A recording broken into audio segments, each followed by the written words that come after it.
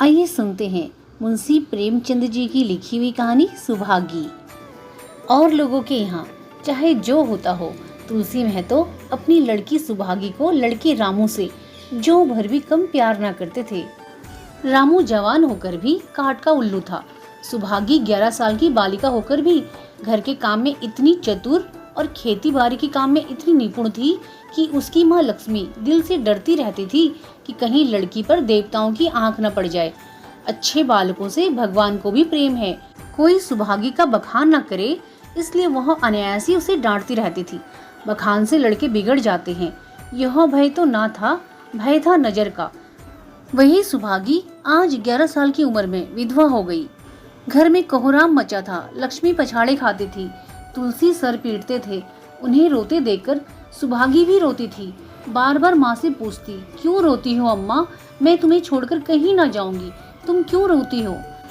उसकी भोली बातें सुनकर माता का दिल और भी फट जाता था।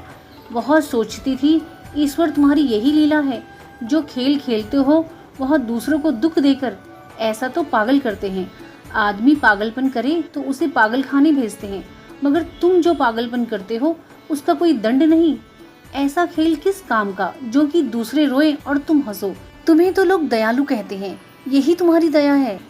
और सुभागी क्या सोच रही थी, उसके पास कोठरी भर रुपए होते तो वह उन्हें छिपाकर रख देती।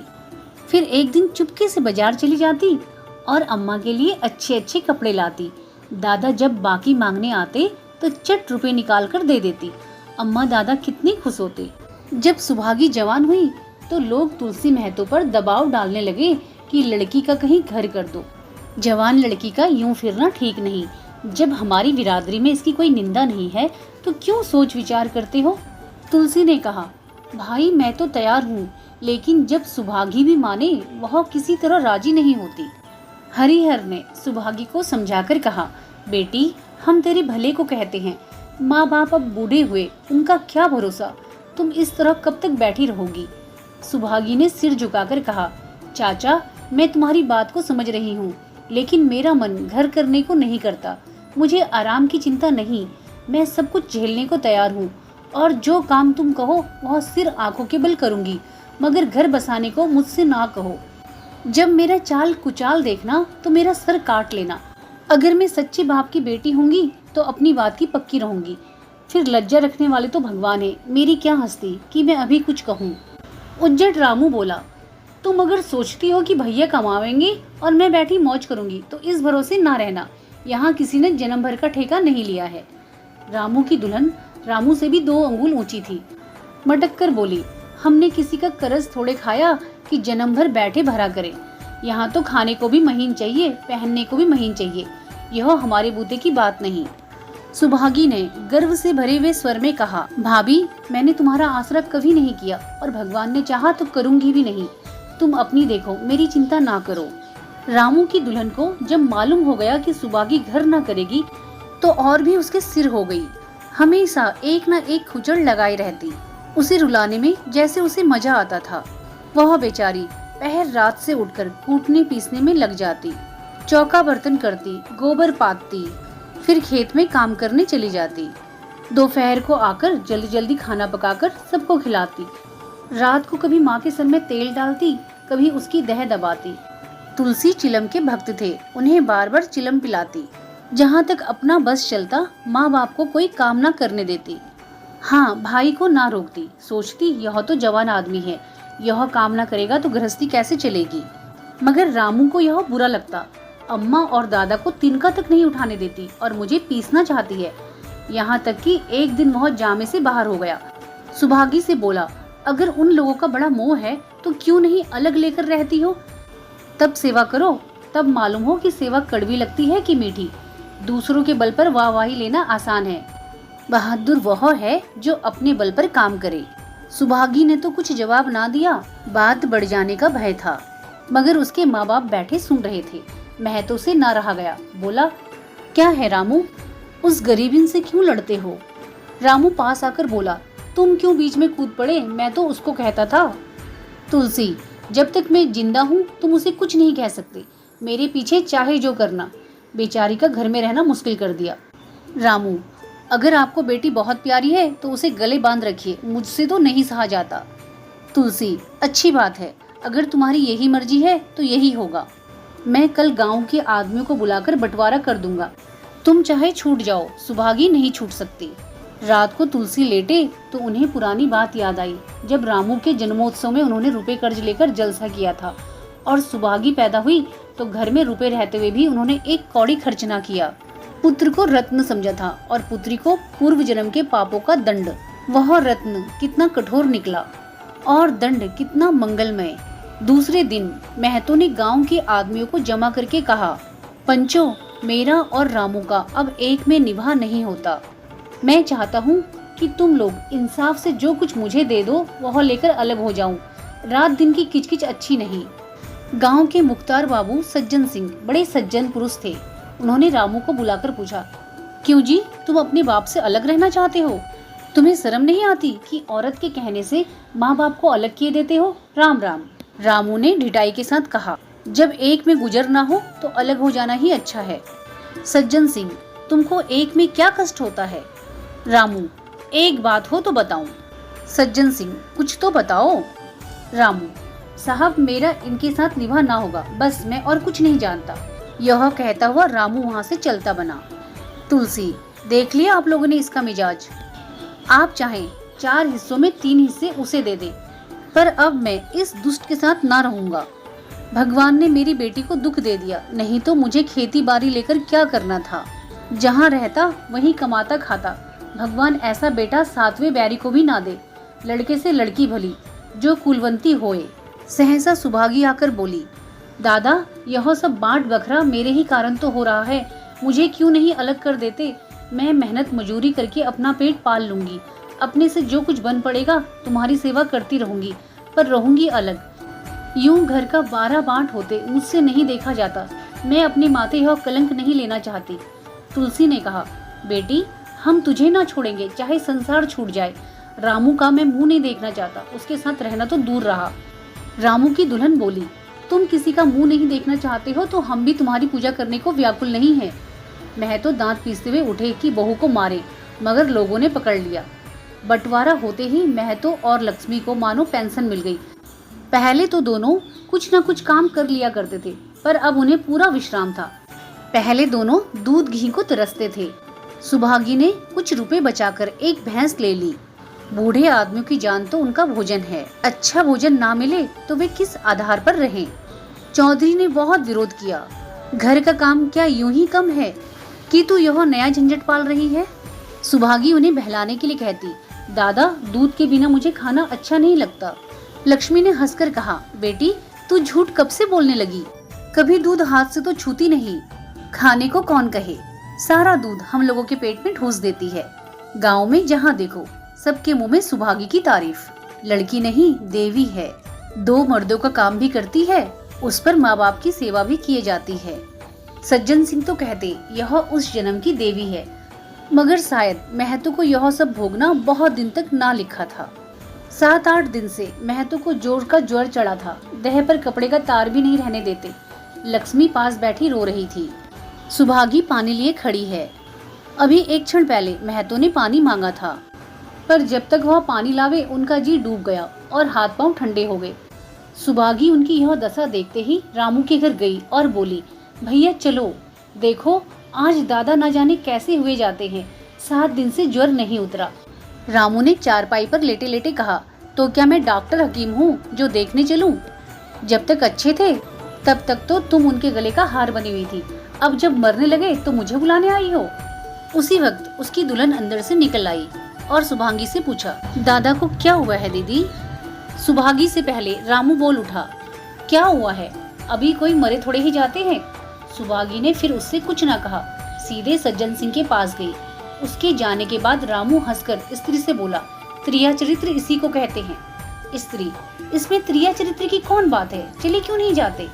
रामू, मैं नहीं जाने का, जैसे उसे लेकर अलग हुए थे वैसे ही उसे लेकर रहें, मर भी जाएं तो ना जाऊं। स्त्री, मर जाएंगे तो आग देने तो जाओगे, तब कहाँ भागोगे?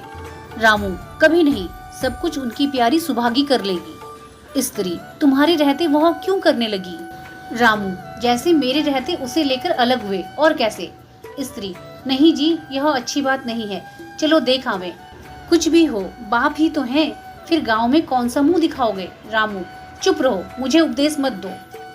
उधर बाबू साहब ने जो ही महतो की हालत सुनी, तुरंत सुभागी के साथ भागे चले आए। यहाँ पहुँचे तो महतो की दशा और खराब हो चुकी थी। नाड़ी देखी तो बहुत धीमी थी। समझ गए कि जिंदगी के दिन पूरे हो गए। मौत का आतंक छाया हुआ था। सजल नेत्र होकर बोले, महतो भाई कैसा जी है? महतो जैसे नींद से जागकर बोले, बहुत अच्छा है भैया, अब तो चलने की बेला है। सुभागी के पिता अब तुम ही हो, उसे तुम्ही को सौंपे जाता हूँ। सज्जन सिंह ने रोते हुए कहा, भैया महतो घबराओ मत, भगवान ने चाहा तो तुम अच्छे हो जाओगे। सुभागी को तो मैंने हमेशा अपनी बेटी समझा है और जब तक जीऊंगा ऐसा ही समझता रहूंगा। तुम निश्चिंत रहो, मेरे रहते सुभागी या लक्ष्मी को कोई तिरछी आंख से ना देख सकेगा। और कुछ इच्छा हो तो कह दो। महतो ने विनीत नेत्रों से देखकर कहा, और कुछ भी नहीं कहूंगा भैया, भगवान तुम्हें सदा सुखी रखे। सज्जन सिंह: रामू को बुलाकर लाता हूँ, उससे जो भूल चूक हो क्षमा कर दो। महतो: नहीं भैया, उस पापी हत्यारे का मुंह मैं नहीं देखना चाहता। इसके बाद गोदान की तैयारी होने लगी। रामू को गांव भर ने समझाया, पर वह अंत्येष्टि करने पर राजी न हुआ। कहा, जिस पिता ने मरते समय मेरा मुंह देखना स्वीकार न किया, वह मेरा ना पिता है ना मैं उसका पुत्र हूँ। लक्ष्मी ने दाह क्रिया की। इन थोड़े से दिनों में सुभागी ने ना जाने कैसे रुपए जमा कर लिए थे कि जब 13वीं का सामान आने लगा तो गांव वालों की आंखें खुल गई। बर्तन, कपड़े, घी, शक्कर, सभी सामान इफरात से जमा हो गए। रामू देख देख जलता था और सुभागी उसे जलाने के लिए सबको यह सामान दिखाती थी। लक्ष्मी ने कहा, बेटी घर देखकर खर्च करो, अब कोई कमाने वाला नहीं बैठा है, आप ही कुआं खोदना है और पानी पीना है। सुभागी बोली, बाबूजी का काम तो धूमधाम से ही होगा अम्मा, चाहे घर रहे या जाए। बाबूजी फिर थोड़े आवेंगे। मैं भैया को दिखा देना चाहती हूँ कि अबला क्या कर सकती है। वह समझते होंगे इन दोनों के किए कुछ ना होगा, उनका यह घमंड तोड़ दूंगी। लक्ष्मी चुप रही। 13वीं के दिन 8 गांव के ब्राह्मणों का भोजन हुआ। चारों तरफ वाहवाही मच गई। पिछले पहर का समय था, लोग भोजन करके चले गए थे। लक्ष्मी थककर सो गई थी। केवल सुभागी बची हुई चीजें उठा उठा कर रख रही थी कि ठाकुर सज्जन सिंह ने आकर कहा, अब तुम भी आराम करो बेटी, सवेरे यह सब काम कर लेना। सुभागी ने कहा, अभी थकी नहीं हूँ दादा। आपने जोड़ लिया, कुल कितने रुपए उठे? सज्जन सिंह, वह पूछकर क्या करोगी बेटी? कुछ नहीं, यूं ही पूछती थी। कोई 300 रुपए उठे होंगे। सुभागी ने सुकुचाते हुए कहा, मैं इन रुपए की देनदार हूँ, तुमसे तो मैं मांगता नहीं। मैं तो मेरे मित्र और भाई थे, उनके साथ कुछ मेरा भी तो धर्म है। आपकी यही दया क्या कम है कि मेरे ऊपर इतना विश्वास किया? मुझे कौन 300 रुपए देता? सज्जन सिंह सोचने लगे, इस अबला की धर्म बुद्धि का कहीं वार पार भी है या नहीं। लक्ष्मी उन स्त्रियों में थी जिनके लिए पति वियोग जीवन स्रोत का बंद हो जाना है। 50 वर्ष साथ रहने के बाद अब यह एकांत जीवन उसके लिए पहाड़ हो गया। उसे अब ज्ञात हुआ कि मेरी बुद्धि, मेरा बल, मेरी सुमति, मानो सबसे मैं वंचित हो गई। उसने कितनी बार ईश्वर से विनती की थी, मुझे स्वामी के सामने उठा लेना, मगर उसने यह विनती स्वीकार न की। मौत पर अपना काबू नहीं तो क्या जीवन पर भी काबू नहीं है? वह लक्ष्मी जो गांव में अपनी बुद्धि के लिए मशहूर थी, जो दूसरों को सीख दिया करती थी, अब बौरही हो गई, सीधी सी बात करते नहीं बनती। लक्ष्मी का दाना पानी उसी दिन से छूट गया। सुभागी के आग्रह पर चौके में जाती, मगर कौर कंड के नीचे ना उतरता। 50 वर्ष हुए, एक दिन भी ऐसा ना हुआ कि पति के बिना खाए खुद खाया हो। अब इस नियम को कैसे तोड़े? आखिर उसे खांसी आने लगी। दुर्बलता ने जल्दी खाट पर डाल दिया। सुभागी अब क्या करे? ठाकुर साहब के रुपए चुकाने के लिए दिलो जान से काम करने की जरूरत थी। यहाँ माँ बीमार पड़ गई, अगर बाहर जाए तो माँ अकेली रहती है, उनके पास बैठे तो बाहर का काम कौन करे? माँ की दशा देखकर सुभागी समझ गई कि इनका परवाना भी आ पहुंचा। महतो को भी तो यही ज्वर उठा था। गांव में और किसे फुर्सत थी कि दौड़ धूप करता। सज्जन सिंह दोनों वक्त आते, लक्ष्मी को देखते, दवा पिलाते, सुभागी को समझाते और चले जाते, मगर लक्ष्मी की दशा बिगड़ती जाती थी। यहाँ तक कि 15वें दिन वह भी संसार से सिधार गई। अंतिम समय रामू आया और उसके पैर छूना चाहता था, पर लक्ष्मी ने उसे ऐसी झिड़की दी कि वह उसके समीप ना जा सका। सुभागी को उसने आशीर्वाद दिया, तुम्हारी जैसी बेटी पाकर तर गई, मेरा क्रियाक्रम तुम ही करना। मेरी भगवान से यही अर्जी है कि उस जन्म में भी तुम मेरी कोख पवित्र करो। माता के देहांत के बाद सुभागी के जीवन का केवल एक लक्ष्य रह गया, सज्जन सिंह के रुपए चुकाना। 300 पिता के क्रियाक्रम में लगे थे, लगभग 200 माता के काम में लगे, 500 रुपए का ऋण था और उसकी अकेली जान। मगर वह हिम्मत न हारती थी। 3 साल तक सुभागी ने रात को रात और दिन को दिन ना समझा। उसकी कार्य शक्ति और पौरुष देखकर लोग दांतों तले उंगली दबाते थे। दिन भर खेती बाड़ी का काम करने के बाद वह रात को 4-4 पसेरी आटा पीस डालती। 30वें दिन 15 रुपए लेकर वह सज्जन सिंह के पास पहुंच जाती। इसमें कभी नागा न पड़ता। यह मानो प्रकृति का अटल नियम था। अब चारों ओर से उसकी सगाई के पैगाम आने लगे। सभी उसके लिए मुंह फैलाए हुए थे। जिसके घर सुभागी जाएगी उसके भाग्य फिर जागेंगे। सुभागी यही जवाब देती, अभी वह दिन नहीं आया। जिस दिन सुभागी ने आखिरी किस्त चुकाई उस दिन उसकी खुशी का ठिकाना ना था। आज उसके जीवन का कठोर व्रत पूरा हो गया। वह चलने लगी तो सज्जन सिंह ने कहा, बेटी तुमसे मेरी एक प्रार्थना है, कहो कहूँ या ना कहूँ, मगर वचन दो कि मानोगी।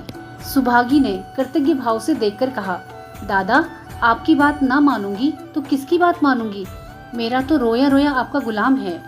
सज्जन सिंह, अगर तुम्हारी मन में यह भाव है तो मैं ना कहूँगा। मैंने अब तक तुमसे इसलिए नहीं कहा कि तुम अपने को मेरा देनदार समझ रही थी। अब रुपए चूक गए, मेरा तुम्हारे ऊपर कोई एहसान नहीं है, रत्ती भर भी नहीं। बोलो कहूँ? सुभागी, आपकी जो आज्ञा हो। सज्जन सिंह, देखो इनकार न करना, नहीं मैं फिर तुम्हें अपना मुंह ना दिखाऊंगा। सुभागी, क्या आज्ञा है? सज्जन सिंह, मेरी इच्छा है कि तुम मेरी बहू बनकर मेरे घर को पवित्र करो। मैं जात पात का कायल हूँ, मगर तुमने मेरे सारे बंधन तोड़ दिए। मेरा लड़का तुम्हारे नाम का पुजारी है, तुमने उसे बाहर देखा होगा। बोलो मंजूर करती हो? सुभागी, दादा इतना सम्मान पाकर पागल हो जाऊंगी। सज्जन सिंह, तुम्हारा सम्मान भगवान कर रहे हैं बेटी, तुम साक्षात भगवती का अवतार हो। सुभागी, मैं तो आपको अपना पिता समझती हूँ। आप जो कुछ करेंगे मेरे भले के लिए ही करेंगे। आपके हुक्म को मैं कैसे इनकार कर सकती हूँ।